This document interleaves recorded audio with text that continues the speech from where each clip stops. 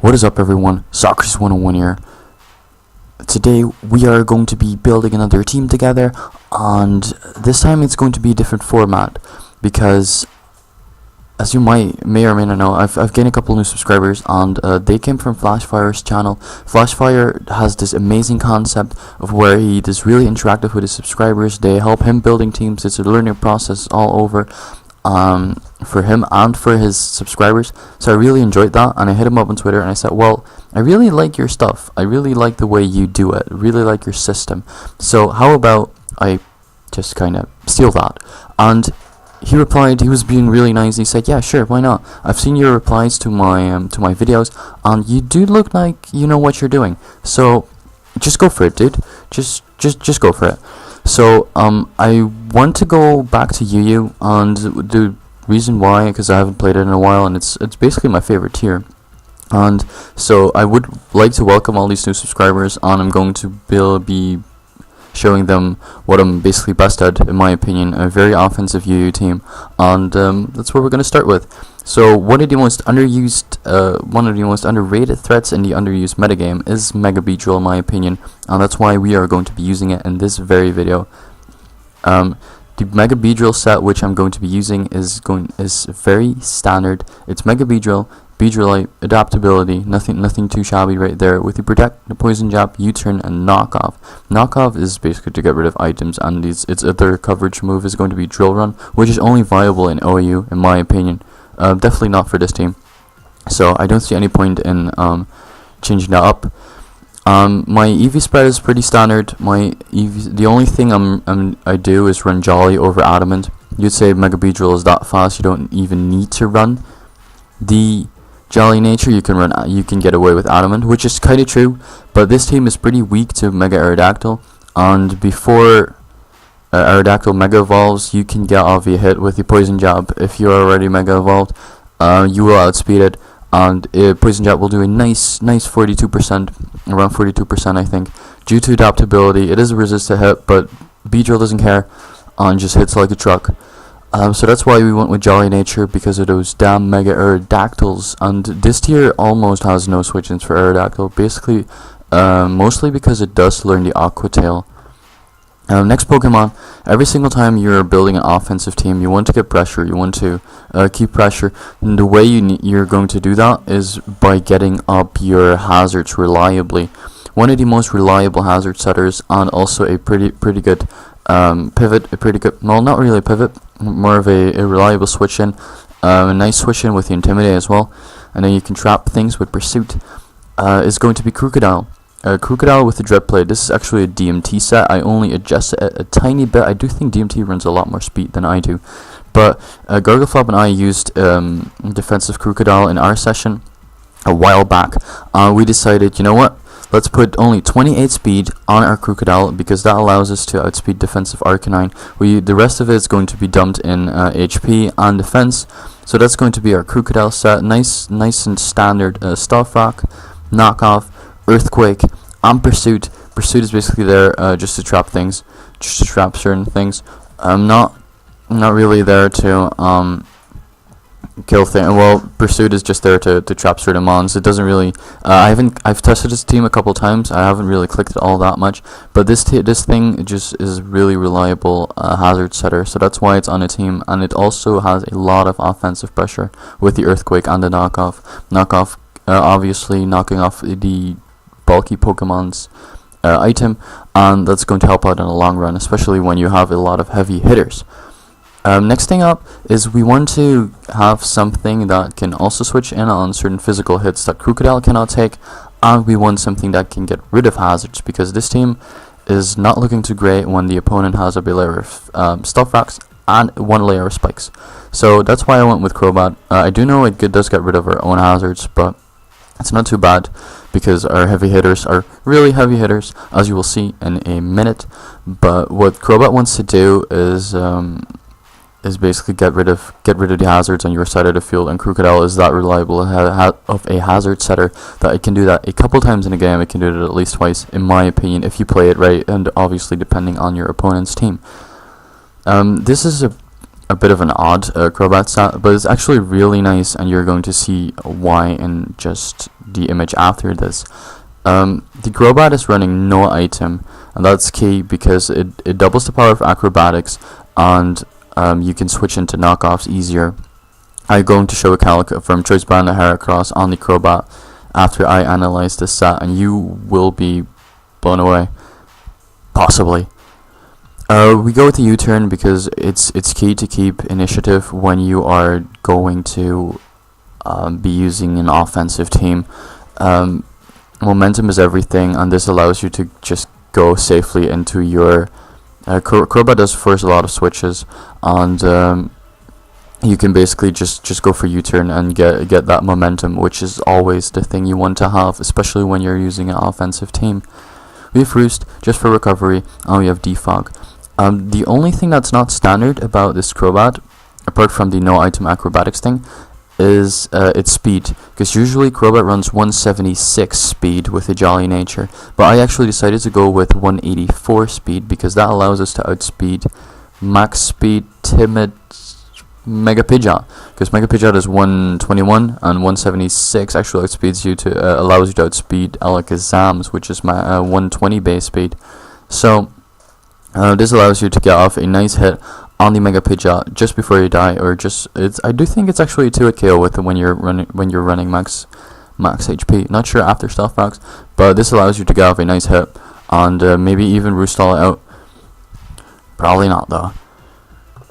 This is going to be the calc from the Choice Band Heracross. Look at how little knockoff does. Knockoff does about 33 to 39.4. So that's going to be absolute pathetic damage. Crobat can always OHKO it with the acrobatics. So it's going to be forced to switch out, and then you can just Roost, or you can defog those hazards away.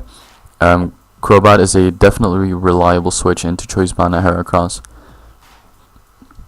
You have to watch out for the Flame Orb Heracrosses though, because those often tend to go for Facade. Next up, I've been talking a lot about momentum, and that's something is that you want to keep and want to use. We already have seen our Mega Beedrill with the U-turn, with the stab adaptability U-turn. We have already seen our Crobat, which is a fast Pokemon, with the U-turn. And now we are going to be using Entei. Entei is someone that can benefit from that momentum. You can just once Entei gets in freely, it's going to get a kill 90% of the time, because Entei hits that hard with the Choice Banded, the Adamant Nature, the Stop Sacred Fire. And Sacred Fire is always a nice move to click. It does have 95% accuracy, so it does miss every now and then, but it does have a 50% chance of burning. That is ridiculous. Entei is also like one of the fastest mons in the tier, so it's really likely to get off 2 hits on the incoming wall. Usually, yeah, you can get off 2 hits on every single wall that comes in, because Entei should outspeed that, and then it's almost 100% chance that you're going to get the burn. I do think it's a 75% chance of getting the burn on one of those 2. So that is really solid. It's going to happen a majority of times. I don't think Sacred Fire ever fails me burning things. It's a Scald +1 basically on the burn chance. So the only thing you will see on this set is that I'm running Toxic over things as Flare Blitz, maybe a Bulldoze. But the reason why that is because this tier has a lot of bulky water types like Vaporeon, like Suicune. Suicune is kind of iffy because it does have Rest Talk the majority of times, but if we're talking Alomomola, when I was testing this team, I faced a team with an Alomomola. Due to its Regenerator, we cannot really kill it. The only reason why I won is because I predicted a switch into the Alomomola, because it was painfully obvious, because he had nothing else to take a Sacred Fire. And I went for Toxic, so Alomomola could not stay in for too long, and I actually ended up winning that game only because my Entei had Toxic. And it's really viable in this particular tier, just because it does contain a lot of bulky water types. Next Pokemon is also a Pokemon that's going to be taking advantage of these particular momentum guys we have on the team. Our last Pokemon is also going to be more of a momentum guy and a fast late game sweeper, but Alakazam hits like an absolute tank. Its base 135 special attack is insane.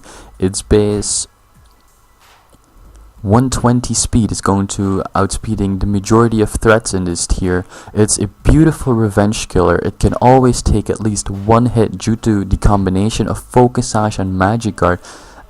Entry hazards on the field, Alakazam does not give a fuck.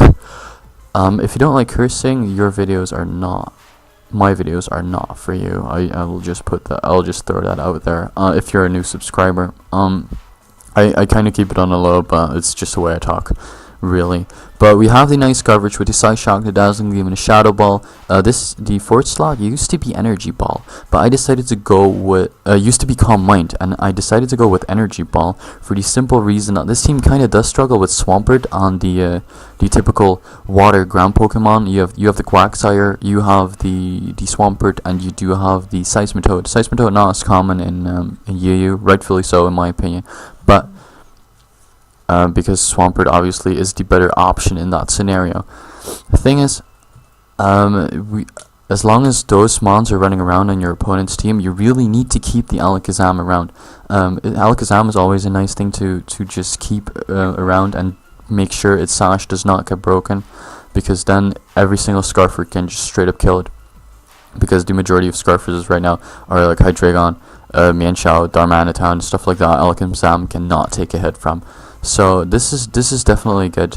Alakazam is one of my favorite Pokemon from 5th Gen, and it's surprisingly dropped to UU with a lot of speedy Pokemon coming to OU right now. Think Talonflame, think about Greninja that was there at the start of 6th Gen. So that's definitely something you have to keep in mind. That's why Alakazam actually dropped down. Wasn't as useful as it used to be, but Alakazam was one of my favorite Pokemon. I love its design. I do love 1st Gen. It's my favorite generation Pokemon wise, aesthetic wise as well. So that's why I am using Alakazam in this team. The reason why I use Psyshock over Psychic should be pretty obvious, because we do have the Florges running around. Florges cannot take 2 Psyshocks, so that's going to be really nice. Another option you have, if you feel really comfortable with Alakazam, you can run the Life Fire, but I prefer Focus Sash on this team, because Alakazam, a lot of setup sweepers are pretty frail in this tier, and once you get off a bit of damage, Alakazam can always take one hit with the Focus Sash. So that's why I would really recommend keeping that Focus Sash on the Alakazam. The only thing you could maybe change is Dazzling Gleam for Focus Blast for stuff like Mega Aggron, bulky Steel types and stuff. But we do kind of have Entei for that, and with a 50% burn chance on the Sacred Fire, I do think this is the best coverage you can get for this particular team. Last Pokemon, as I said, is going to be a very fast revenge killer, which is going to be Mienshao. Choice Scarf Reckless. Mienshao is really good. Reckless Stab High Jump Kick is an insane amount of power. Mienshao is basically there to just keep momentum, click U-turn, knock off some items left and right, but its main purpose, 9 out of 10 times you're going to be clicking either U-turn or High Jump Kick. Stone Edge is only there for those annoying Crobats. I know I'm using it, and I called it annoying, which is kind of a thing I do.